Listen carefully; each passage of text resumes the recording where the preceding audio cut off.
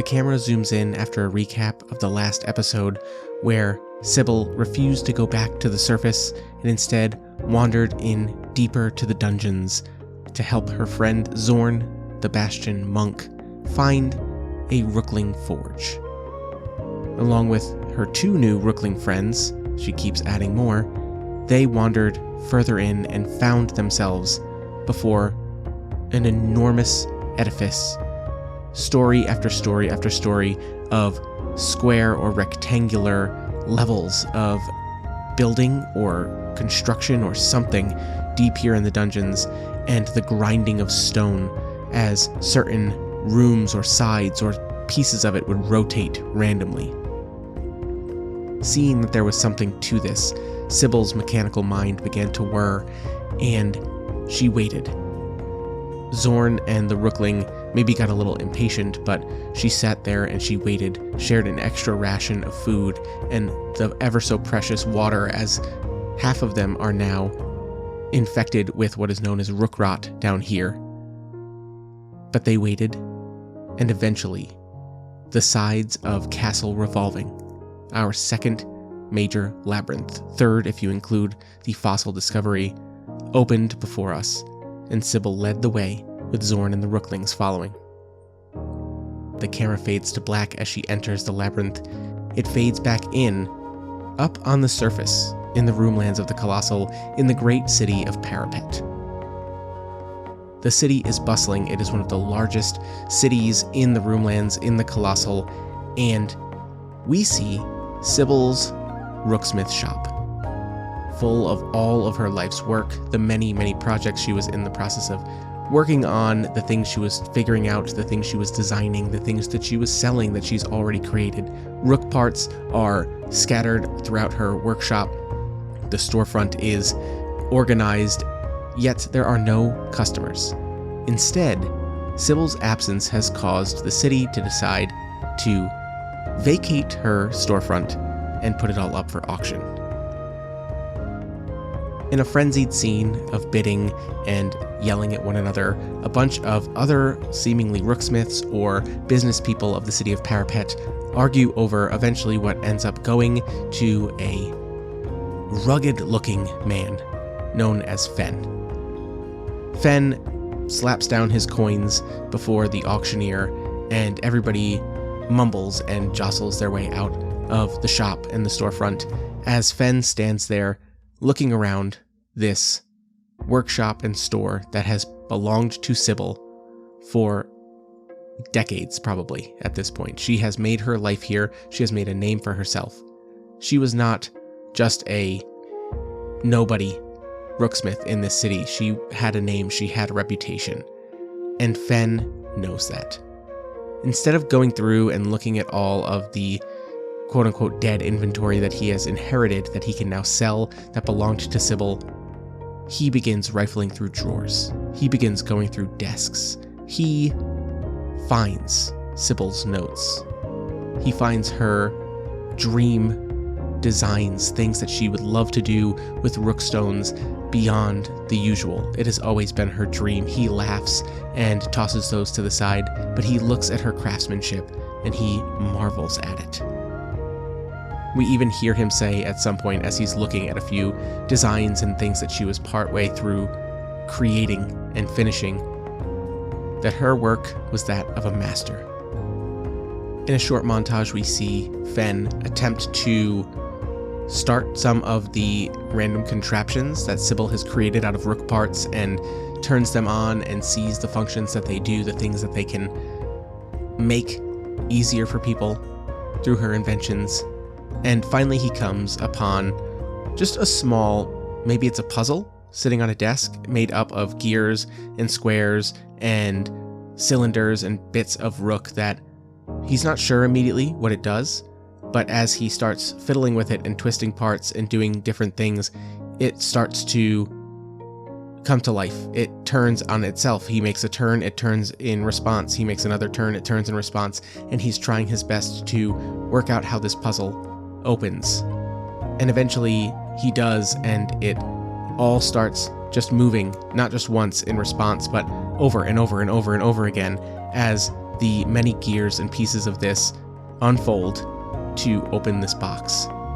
And inside, we don't see what it is, but we see Fenn's face, and he just smiles and says, "Well, I'll never be this good."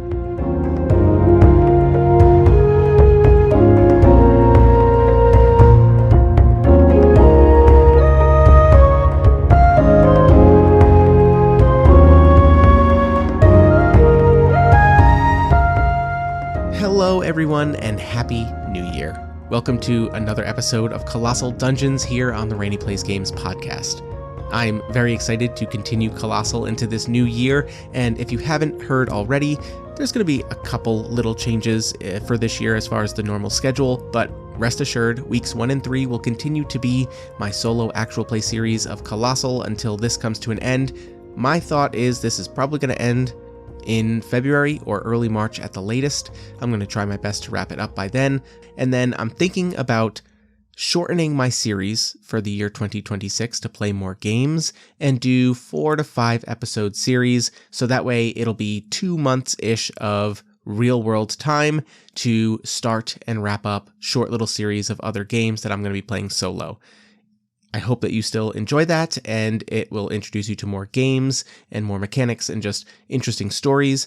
If you're one of those people who prefers longer term campaigns and invested character stuff, let me know how you feel. Feel free to email me or come join the DMs After Dark Discord to talk about games or anything like that.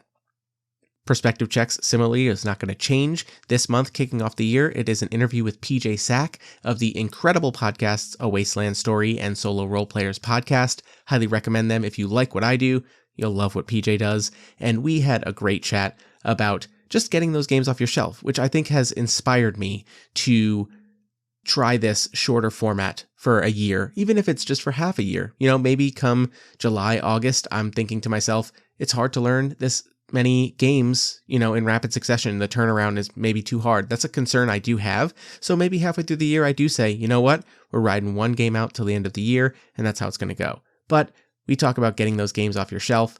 If you're like me, you back a lot of Kickstarters, you buy a lot of indie games, you want to support those indie creators and designers, and at some point you got to play those games. So this is a way to hold me accountable to do that. Finally, the big change for 2026. If you're a big fan of Mining Media or any of the other game series that I do or anything like that, let me know. But for 2026, I'm going to dedicate the 4th week releases to design diaries of my own. If you're not interested in the games that I'm designing, let me know what you'd like to hear me do instead. But I have a lot of games that are rattling around in my brain that are, in my opinion, 75+% done as far as mechanical writing and designing.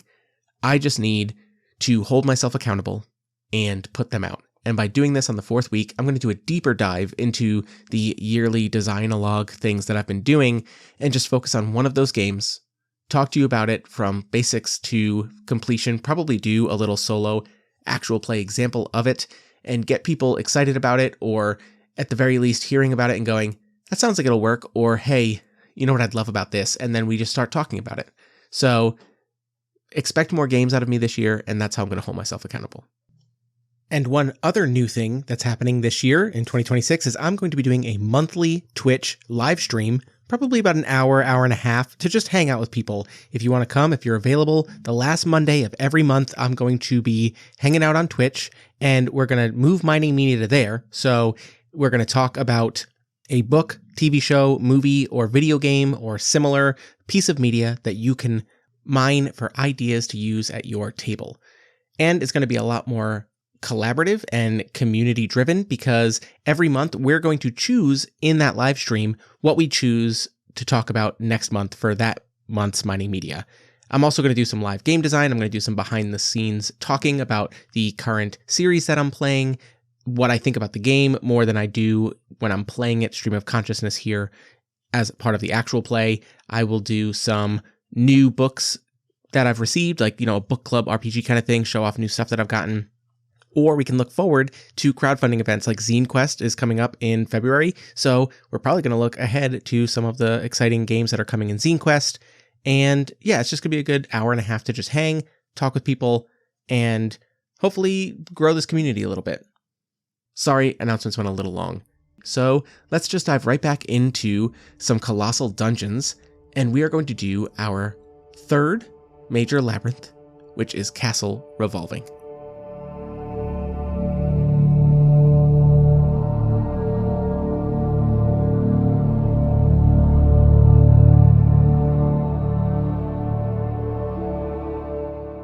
All right, it has been a month since the last Colossal episode came out on the podcast feed, and more than that since I last played Colossal. So, we're going to do a little recapping, not even recap of the story, refreshing.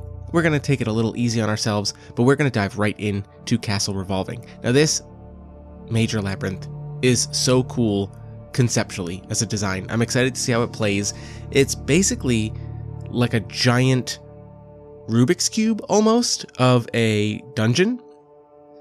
The various stories will horizontally rotate. There's also vertical lines that mean it can rotate that way. Like it has diagonal lines, and in each of these clefts are doors or windows or ladders, so that way when they move you can traverse to whatever new configuration the dungeon, the major labyrinth, takes.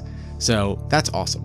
I will describe more of it as it's described in the book as Sybil explores, but the first thing that we need to do in Castle Revolving is flip a card, which is going to determine the elemental characteristic of the room when we first enter the labyrinth. Now, I will say, as Sybil and her friends are waiting for the castle to once again revolve and provide an opening into which they can enter this labyrinth, they have a little bit of time to sit out there and wait. They're obviously sharing rations and water and all of this, and it's not long before all of them, I think maybe honestly, it's probably Sybil, but maybe it's also Zorn, who notices that the actual stone of this entire labyrinth is a different kind of stone than the surrounding caverns. The caverns and the walls of the dungeon are these dark, gray, black, blue, hard stone. But the stone of this entire structure is more of a sandy brown, and it feels softer. Obviously not soft to the touch because it is stone and rock, but it feels softer, like you could almost chip at it if you wanted to, much easier than you would have luck elsewhere in the dungeons. And as they're waiting, it makes sense that it grinds across itself and all of this stuff. So we're going to flip our first card. I have fully shuffled. We have a brand new deck of 52 cards. I do not shuffle until we exhaust this. So let's see. The first card we're going to flip for elemental characteristics is a Queen of Hearts, which says high gravity. Ooh, that's an interesting one.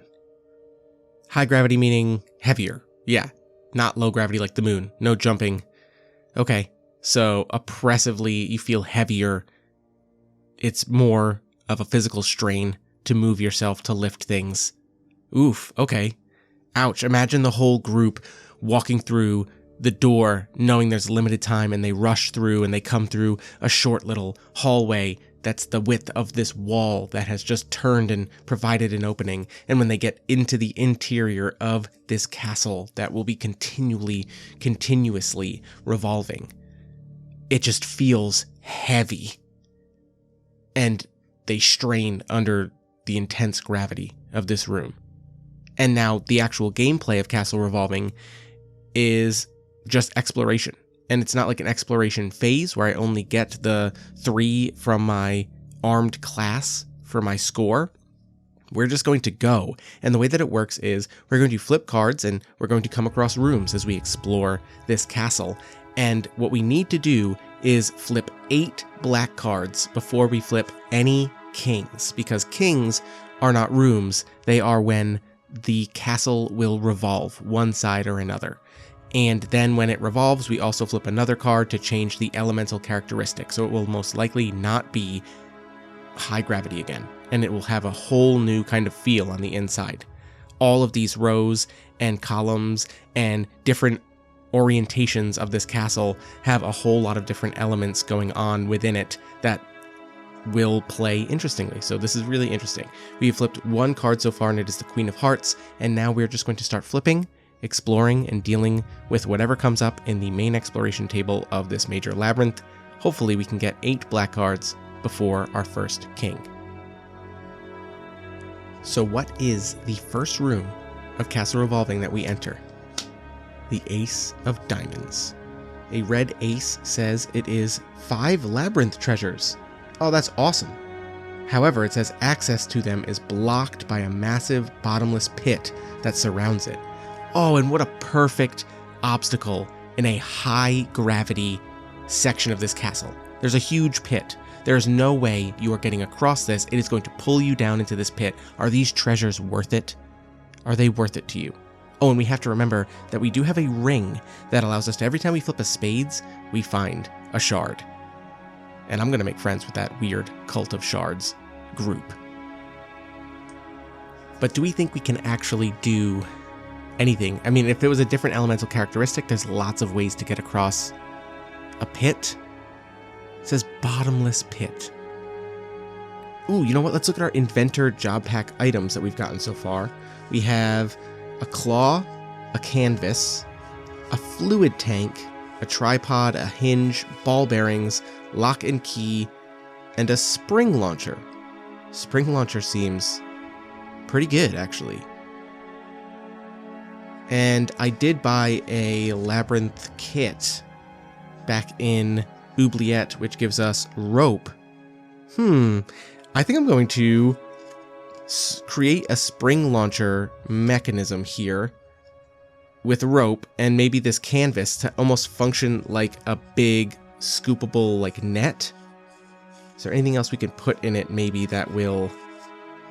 No, nothing that I have. Is this where... Okay. What if I put the new rookling in it that came out of the rookrot husk? It's a little sphere. What if we put it in the canvas, tie it up, right?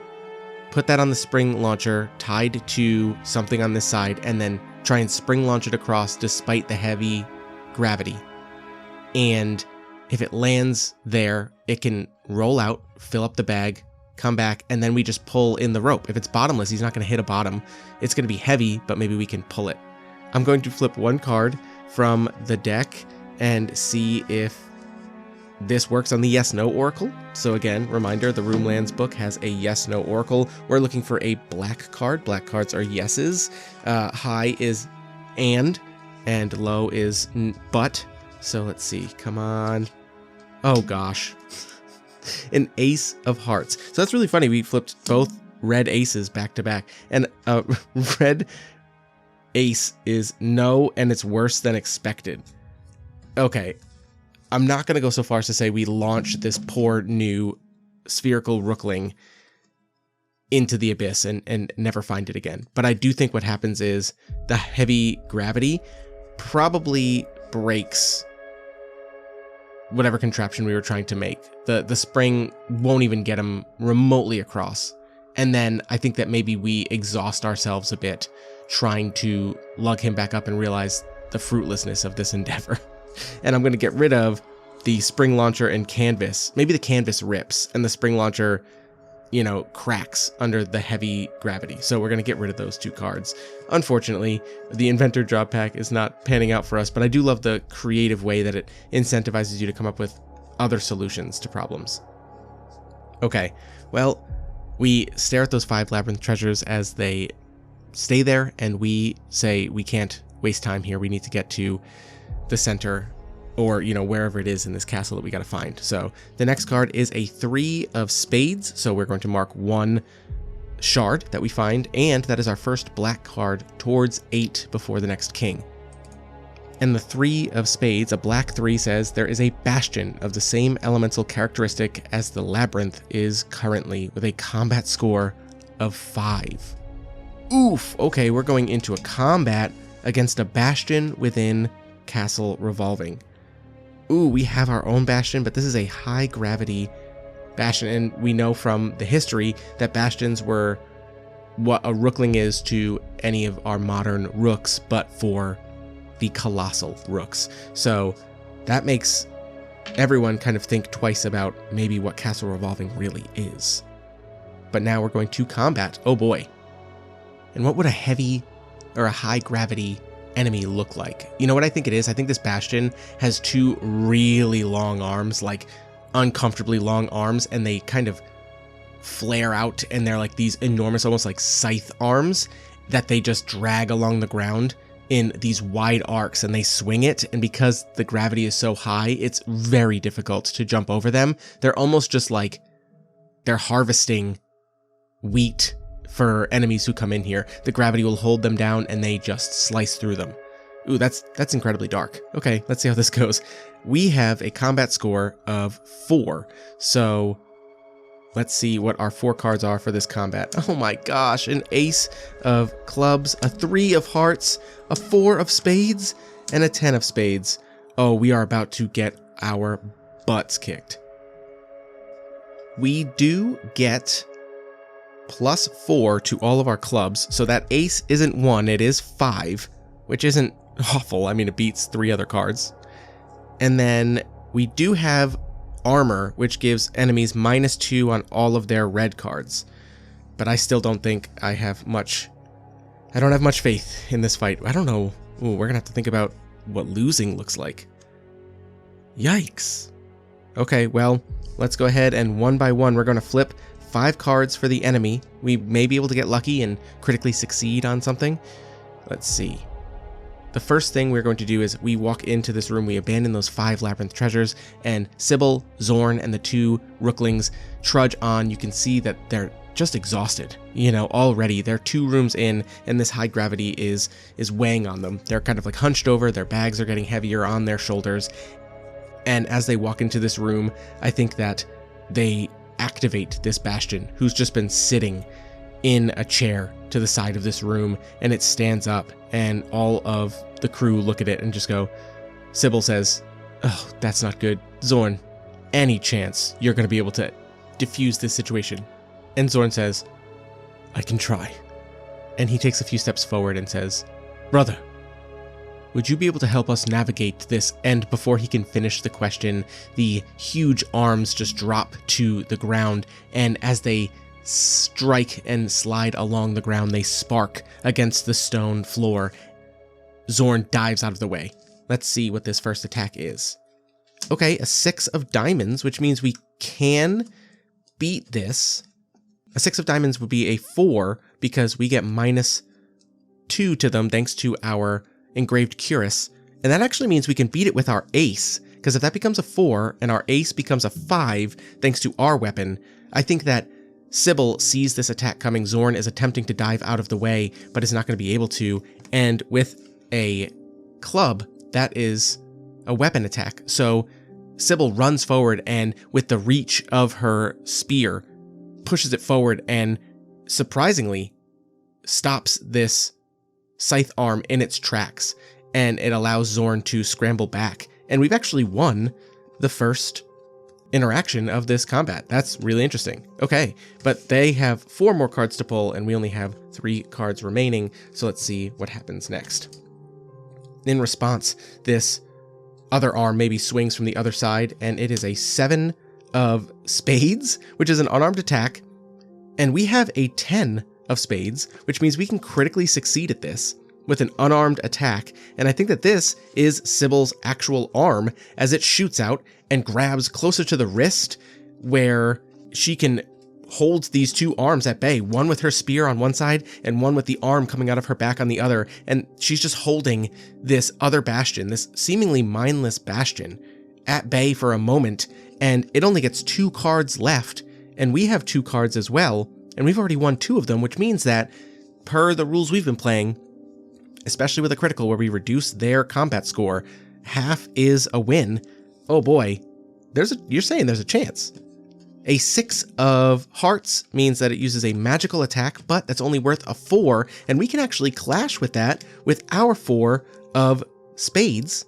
Yet another unarmed attack. I think that this is where Zorn just rushes in and sees that this Bastion is about to do something magical here in Castle Revolving, maybe involving the gravity, right? I think that maybe we see its head finally shoot up and look at this group, and its eyes glow in a strange way that nobody's ever seen before, and the gravity seems to intensify, and we can feel, oh my god, all that weight on their backs, and Zorn rushes forward and just pushes it and tries to tackle it to the ground. And that is a clash because now Zorn is down.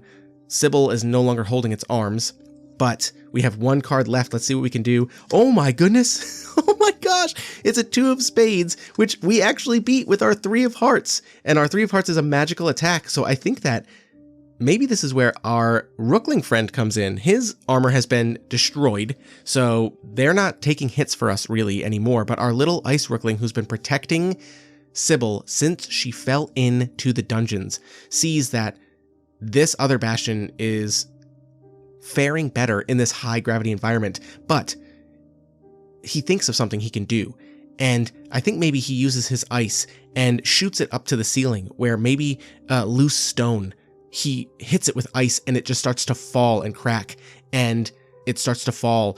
The ice causes this huge rock to fall and smash into this Bastion on the ground. And we have defeated it. I cannot believe we did not take a single wound from that combat with the flips that we got. That is incredible. And we managed to defeat this Bastion in this high gravity environment. Again, just exhausting.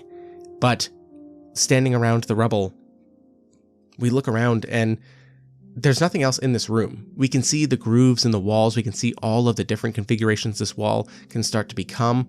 But Sybil is not so much trying to figure out the puzzle right now as she's trying to look out for trouble, because clearly this place is already incredibly dangerous. What she thought, what she has experienced down here in the dungeons, sure has been dangerous this whole time. She's been in the cistern. She fell right in. That was dangerous. She could have drowned. She's explored the dungeons around Oubliette. But this is the first time that something feels actively, incredibly hostile against her and her friends here. And now I think that looking back, knowing that there's no way out, she'd have to wait for a door to open up. And then already with just a few turns, would they come out the same place? Where are they going to be now? A little bit of panic and fear starts to set in. Let's flip for our next room. A 6 of spades, so another shard, and another black card before a king, which means, you know, we're 25% there. We have to get 8 black cards before a king. That seems high. I wonder what the probability of that is. I'm not going to look it up. Oh, and before we actually read what the 6 of spades room is, do you think we get any rewards for defeating that Bastion? I'm going to say we're just going to flip one of our Job Inventor pack cards. And we get a storage and feed. Interesting. The way I'm going to justify this, and in case you don't know, a storage and feed is like, it's like a big cone-shaped object at the top that you would like throw feed into, and then there's like almost like a downspout like pipe where it would come out to feed animals, right? Like think of it like, you know, the cat food containers that you can buy where you fill the top up and you just shake it and it comes out the bottom. Maybe there are pipes within here, but they're far too small, and the loosening of the stone made one of them available, and I think maybe Sybil just like yanks at it and it comes free, and she says, oh, I might find a use for this. But anyway, the 6 of spades, a black 6 card, says we come across, a garden. A garden in a high gravity environment. Well, another thing is there's nothing in here for the garden as far as an event that takes place. As much as I would love to just sit here and talk about plants, because I do love me some plants, I'm wondering more just about how we just talked about how fear and panic starts to set in, and then we emerge into a room that is, from all experiences, a calm, tranquil garden in the middle of this rotating castle-like labyrinth in the middle of the dungeons below the ground of the Colostle. Like there's so many layers of what is going on. And then also the sheer fact that presumably there's no light in this room, so like how are these plants growing? Maybe it is all dimly lit. The picture does appear to show, you know, some just ambient lighting, some torches and things like that on the walls. So I think that maybe there is light hanging from the ceiling of this particular room, but the heavy gravity forces all of these plants to just be stunted in growth. Maybe they even turn over and it becomes while this could be a beautiful garden, it's actually kind of hard to walk around because every woody piece of vegetation is attempting to grow up, but then turns back around and then trails along the ground, and herbaceous plants are more just kind of stuck on the ground level. There's probably a lot of mosses and things like that. But, you know what? We can say that it definitely alleviates some of that fear and panic, which is exactly what I think we needed as we head to our next room, which is, the Jack of Clubs. Okay, so 3rd black card. And that is going to give us a broken room. Oh, and reading this makes me realize that I was wrong. It does function like exploration phases. I am supposed to flip all 3 of my cards first, because this says, if you draw this on the same phase as a revolution, think about how the damage affects it. So a broken room. I think that, so we come out of this garden, the high gravity is oppressive, and as we enter this next room, we actually see that these grooves in the walls, where many of them are there because it's going to shift and turn on any one of these lines at any given time. The floor may change, the ceiling may change, the walls may change, anything. But this room, there is a break in one of these sections that even whenever it rotates, maybe there's just like a chunk that has caved in and there's like a hole in the wall now, and it may be replaced by another thing, but maybe if it turns a certain way, it's just going to like dump a lot of stuff from the next room. And so it almost functions like a broken interior window. Like somebody took a sledgehammer to some drywall and they were like, I'm going to put a hole in the wall here and we're going to put in a window, except it just happened. And it is a mess. But good to know. Okay, so what I'll do is, our first 3 rooms were that Ace of Diamonds, 3 of Spades, 6 of Spades. So I'm going to flip the other 2 cards for this exploration phase, and I get 2 Queens, Diamonds and Clubs. So that is another black card. So we're up to 4 black cards before a King, and our other 2 rooms, which we can do in any order, now that I have done the Jack first, are rooms with another Adventurer and a Tower room. Ooh, that's interesting. I'm going to just combine them. So the tower room says there is a rotating segmented tower spinning in the middle of the room, and we will need to climb it. And I think this other adventurer who's been trapped here for days is exhausted. I mean, you just put a segmented tower that we need to climb in a high gravity environment. They don't have the rations or energy left to try this. It's going to be a huge struggle for us, I think, here.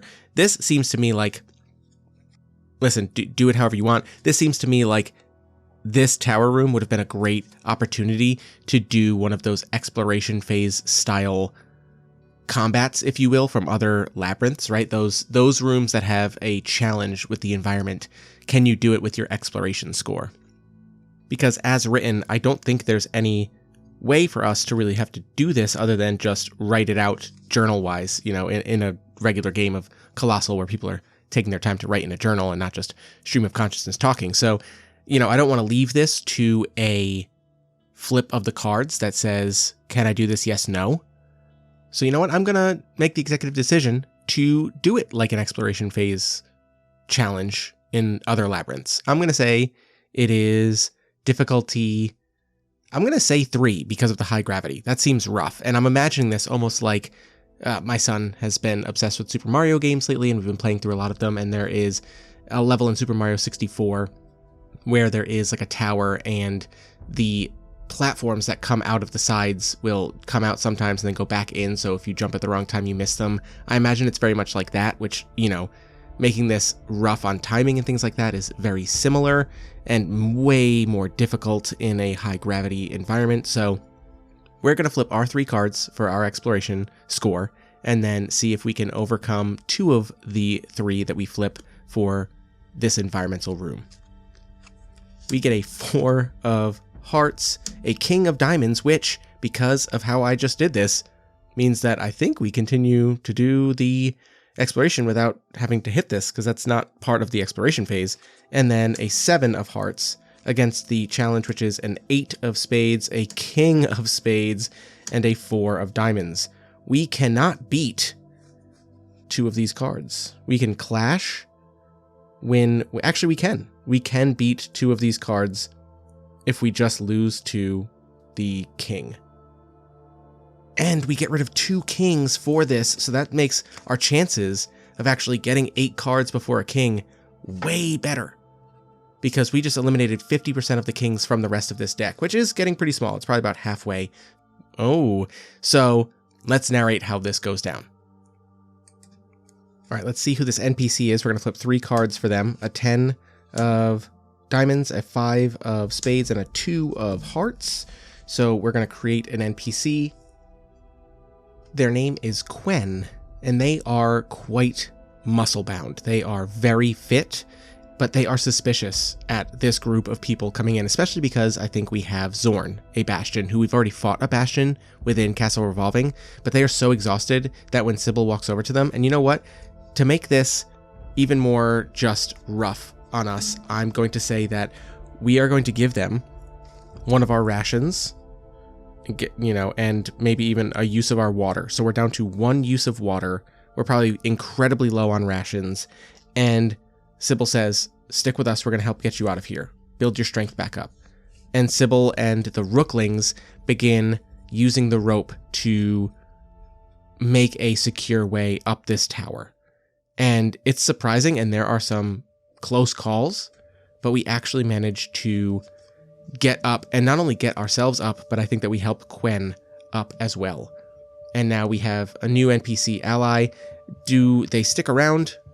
We'll see if that comes up in any of the cards, but I think at the very least we get them up the tower and say, you can wait for a door to open. We'll let you know if we find one. Try and stay with us. Keep up. I don't think we would leave them behind.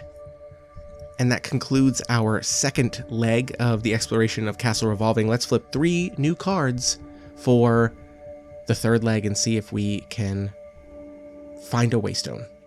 A 6 of clubs, an ace of spades, and a 3 of clubs is 3 straight black cards, bringing us to 7. Oh my gosh, we just need 1 more black card before a revolution, before a king, and we will find our first waystone.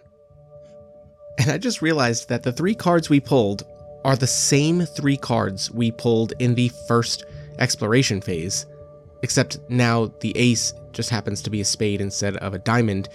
So we are going to find 5 labyrinth treasures. Instead of being blocked by a massive bottomless pit, now it's blocked by an elemental barrier, element being high gravity.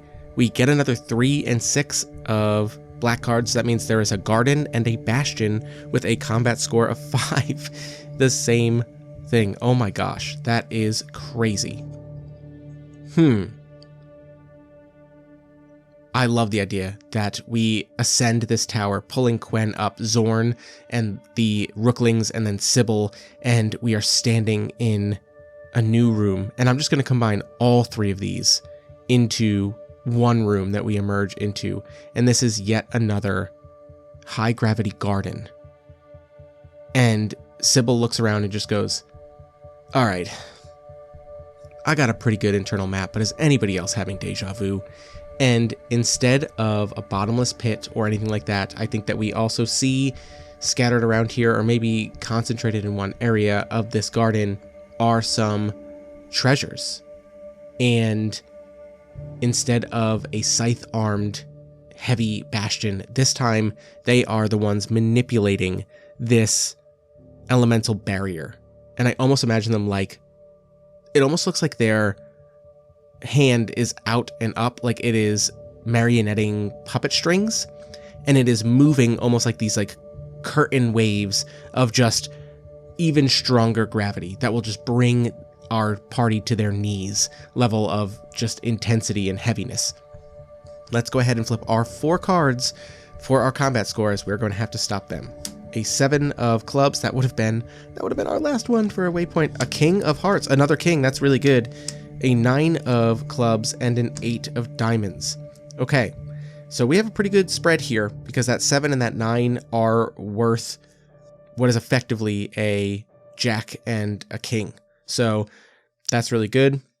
Let's see what the 5 cards they get are, but we have to flip them one at a time. So this is an 8 of spades. We do not have a way to critically succeed on this one. We can use our lowest card.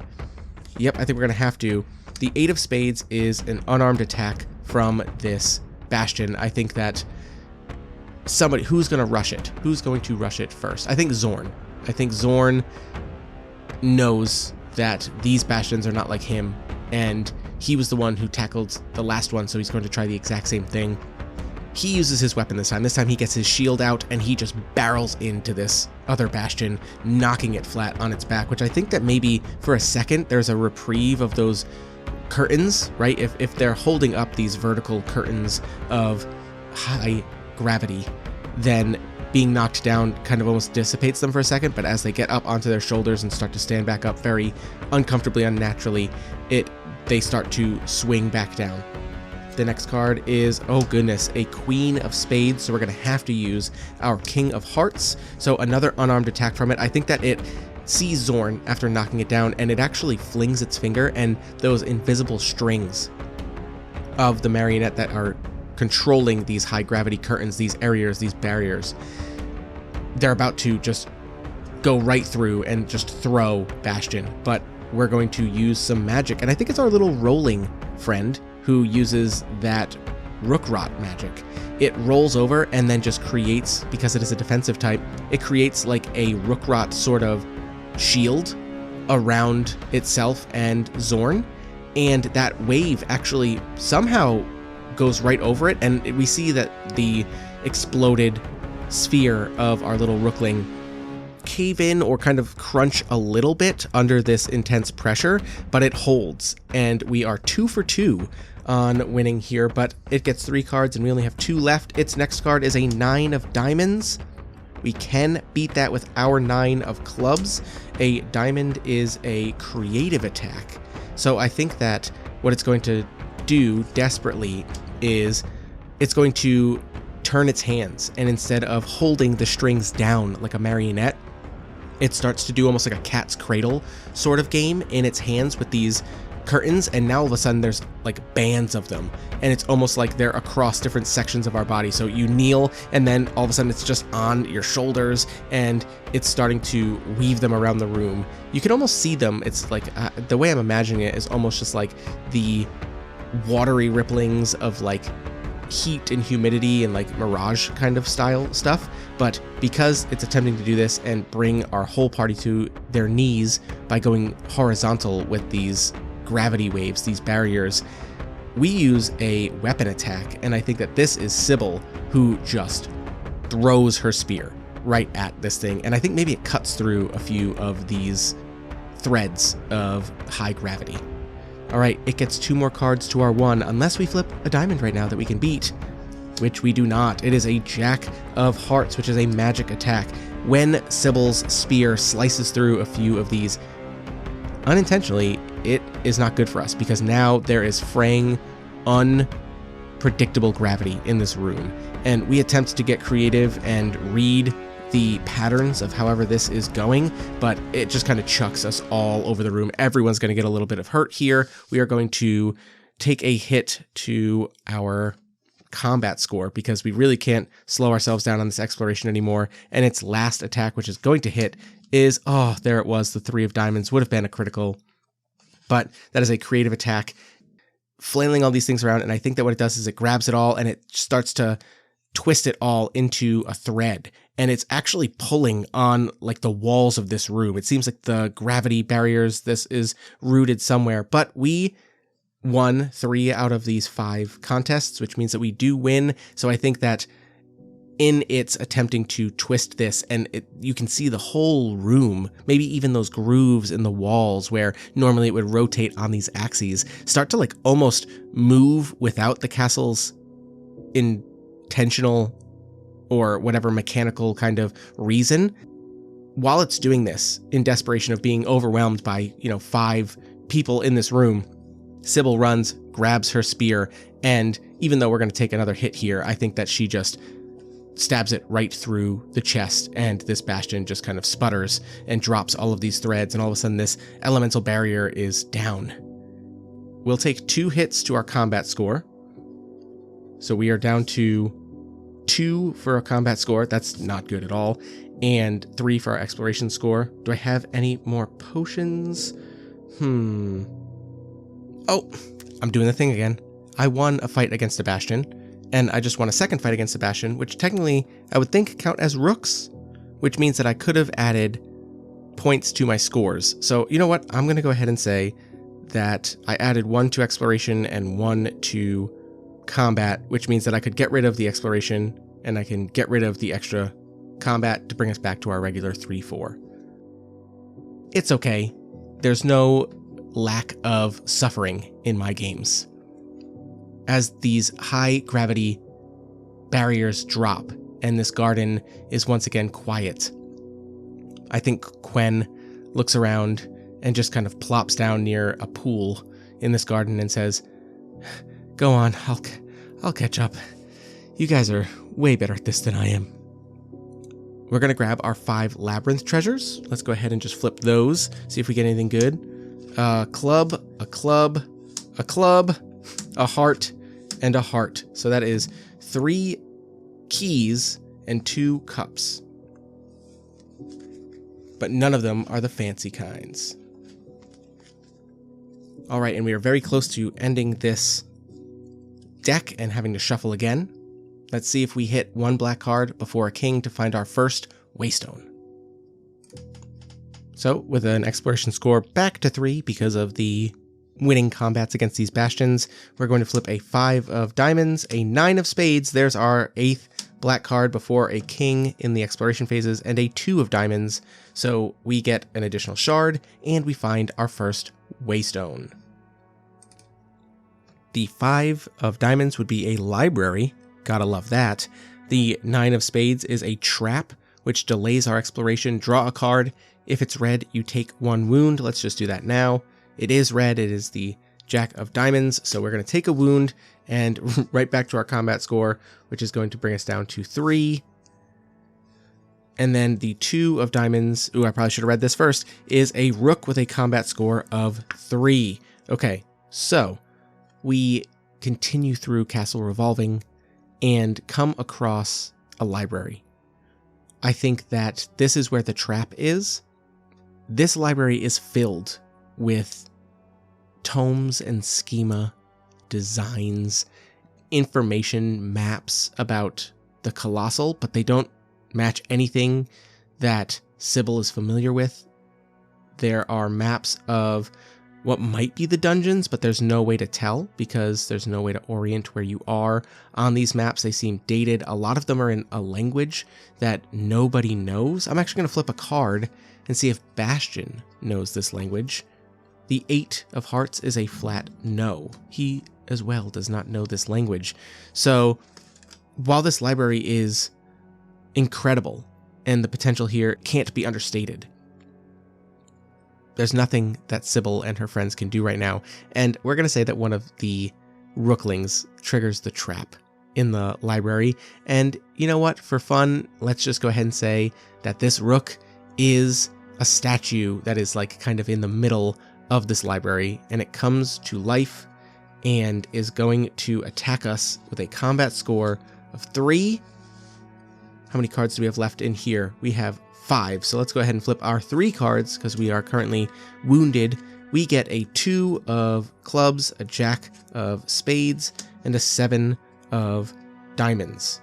Okay, I'm going to shuffle the cards back in and we will fight this rook.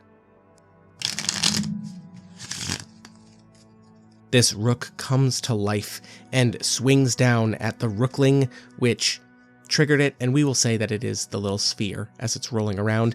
The first thing, oh my gosh, the first card is a king of spades. So we are going to lose the first one straight up, and I think that we will take a wound to, yikes, I'm going to take it to exploration in hopes that we do win this fight and I can just replace that right away. Yikes, and we will obviously, we're going to put our 2 of clubs up against that as its unarmed attack comes down, and no matter how much this tiny rookling tries to put up a spherical rookrot defense of its magic, doesn't work. It just gets crumpled this time, more than the gravity could have done to it, and it kind of like rolls out of the way. Sybil is angry that this enormous rook would hit such a tiny little rookling, And its next card is a 10 of hearts. Oh my gosh, so we have to use our Jack of Spades just to beat this. Yikes, unless this next card is less than a 7, we are in trouble. A magic attack is going to attempt to, you know what, it's a library. I love the idea that this thing in the high gravity can almost like dampen sound.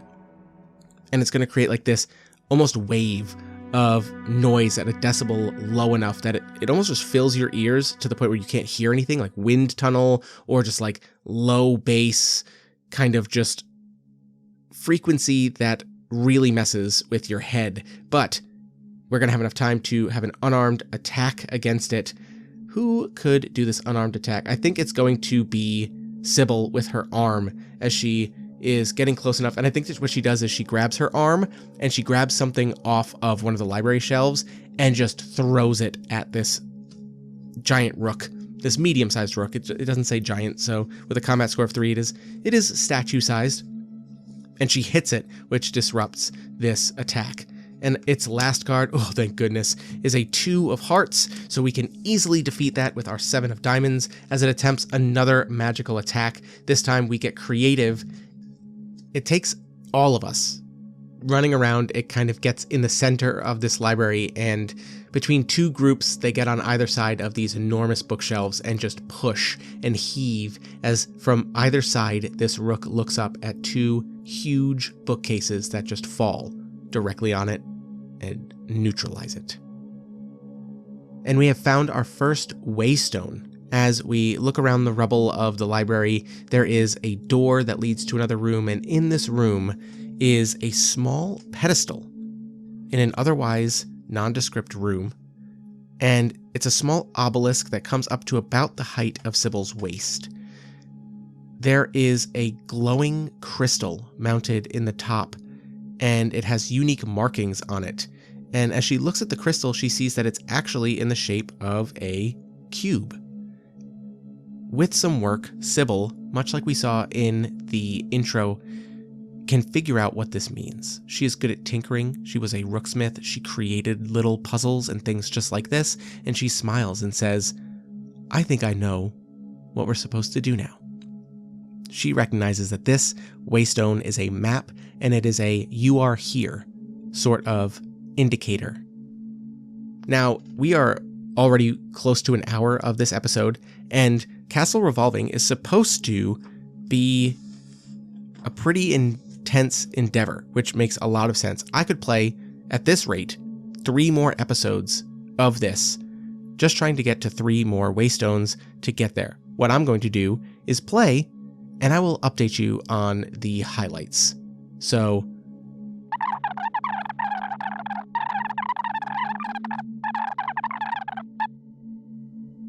Phase 2 montages, and we see Sybil and her friends as they begin leaving this room with the waystone, entering a maze, which eventually outlets into a chasm bridge with a rook standing across it. They need to fight, and they barely eke their way out, taking a wound, but in the win, we refill it anyway. Then there's a flooded room with gravity creating pockets of kind of strangely floating water that ends in a locked door, but Quen has rejoined us and repicks the lock. Then we find yet another garden, and hanging from the ceiling is a rook which fights, reaching down and throwing things at us with the weight of gravity, but we're able to defeat them with the luck of magic. Then there is a gauntlet room that leads to a trap where you think it's done, the trap triggers and the floor drops out. We take another wound and are down to 2 on our combat score, but we get across by using some of our inventor job pack items like a hinge to connect 2 pieces of stone that we can unfold like makeshift bridges.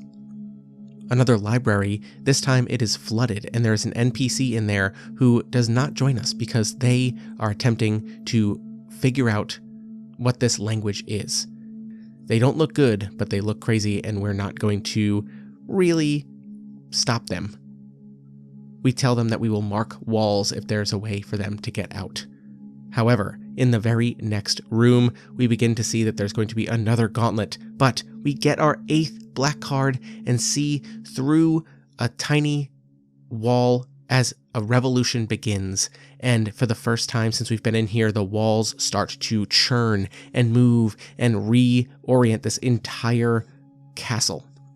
We rush and make it to a waystone room, holding on for dear life as the gravity is throwing us all over the place, and then the return of normal gravity makes us all feel so much lighter, and we are in a room with a waystone. To start Phase 3, the element has changed to mist. Now navigating a misty, choked castle. And this is where things got really crazy. Before long, there was a climb up to an area so choked with mist they could not even see before they were attacked by a Bastion. And we lose Quen in the fight. Because mid-fight, things weren't looking good. I flipped to see what the next card would be, and there was a king, which means the revolution happened, and we were flung from the tower. The new element was darkness. Luckily, those with rook rot can glow, and we managed to find one another and regroup. As we begun exploring this new section of Castle Revolving in the darkness, there was a puzzle room with a bottomless pit, but our rook rot saved us, actually, with the glow, and then another tower that began to rotate in the center of the room, and from around it came 2 rooks. We actually managed really well with just a combat score of 2 by going 1 at a time, and took a wound to our exploration down to 2, so now we had 2 for combat and exploration, and then another revolution happened with a new element of smoke. This really changed everything. The next few explorations, since we only had a score of 2, did not do us any favors. We were getting nowhere. And eventually we ended up getting attacked by another Bastion in a room with another NPC in the middle of this combat.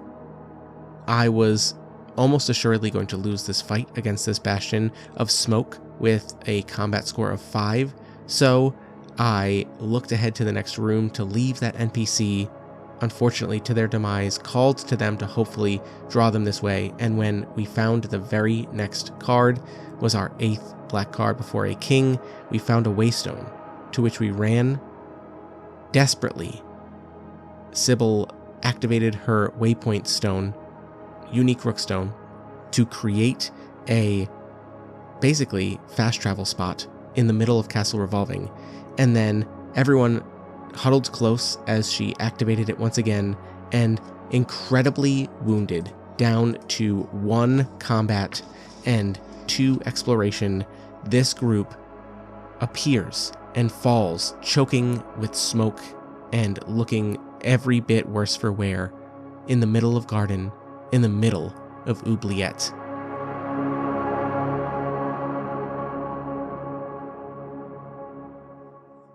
And Sybil stands up as everyone comes out from the low huddle and hugging one another.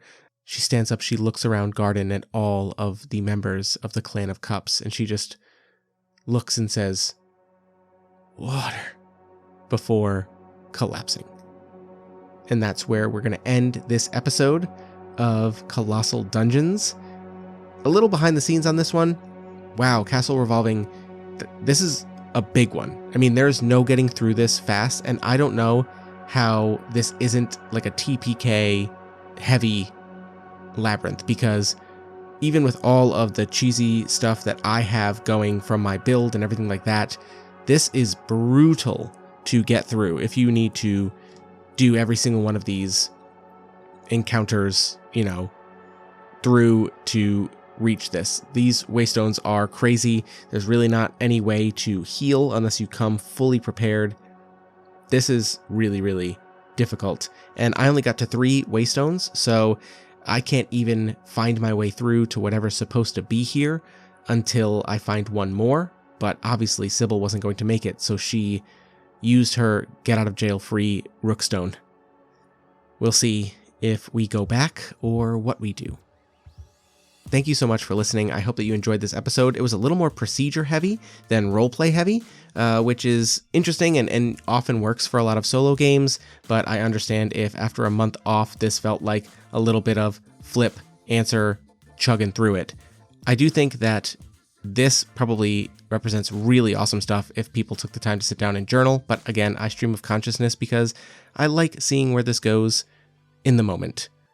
If you like what I'm doing, find me on the social medias, join the DMs After Dark Discord where we chat about games and nerdy stuff all the time.